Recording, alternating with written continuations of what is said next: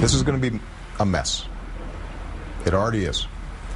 But I've been down there, and the people are resilient, and these ecosystems are more resilient than I think we anticipate right now. If we act swiftly, if we act seriously, there are going to be marshes, for example, where the oil goes in and the sea life that's there is decimated for a season, maybe two.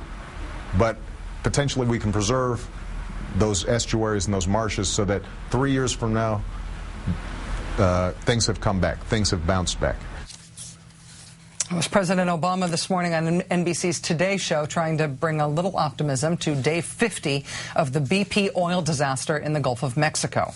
He said if we act swiftly, if we act seriously, potentially we can preserve those estuaries and those marshes and the life they sustain.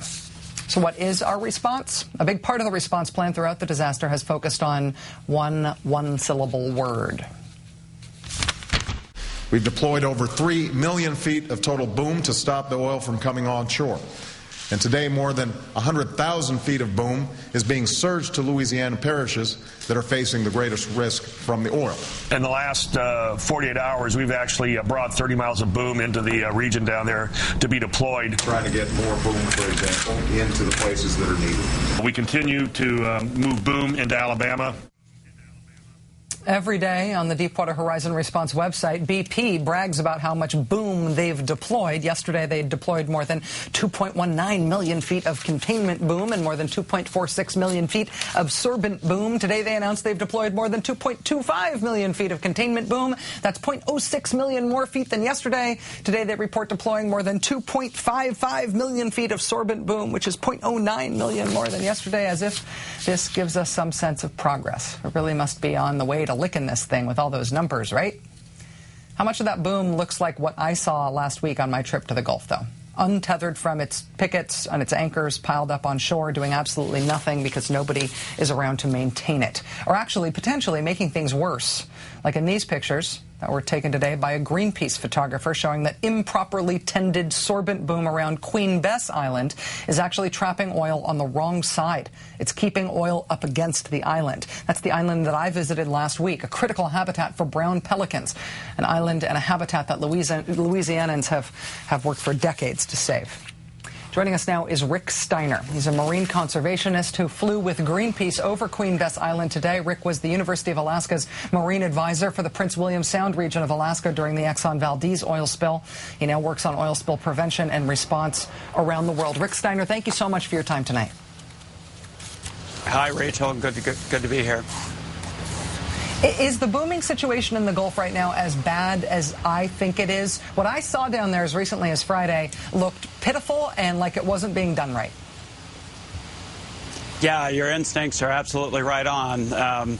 The numbers are meant to sort of put people to sleep and give the illusion that they're responding effectively to this. But one thing we've learned on these oil spills throughout the world is there is no such thing as a truly effective response to a large marine oil spill. Seldom is more than 10 or 15% recovered.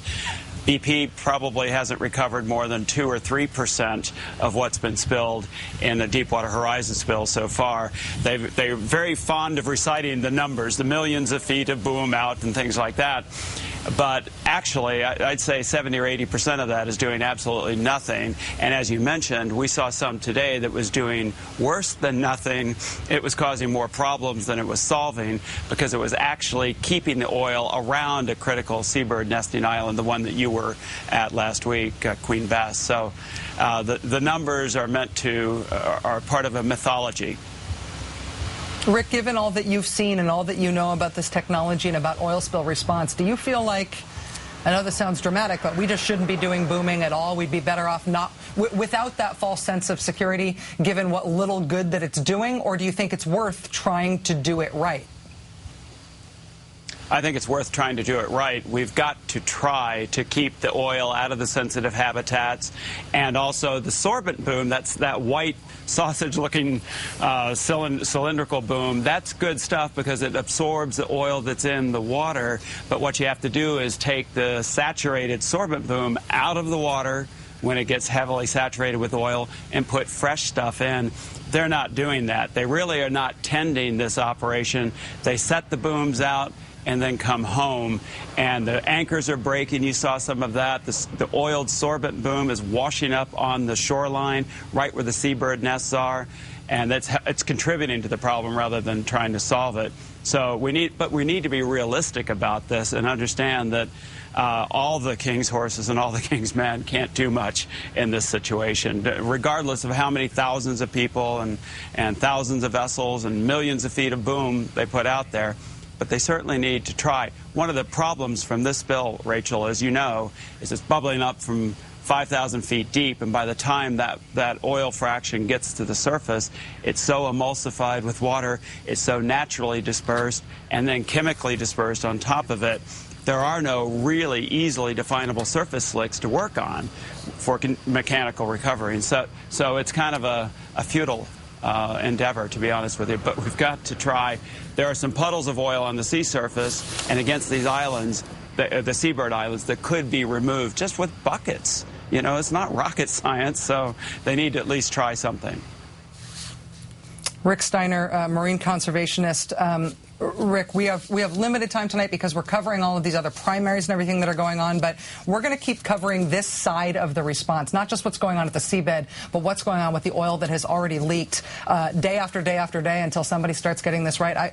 Can I ask you now if you'd be willing to come back and talk to us more about the technical side of this? I'd be glad to. And one last thing is this is going to cause some permanent damage in the South Louisiana wetlands, and that's an unfortunate reality here. Rick Steiner, thank you very much for your time tonight, and we'll be seeing you back on this show again soon. I really appreciate it.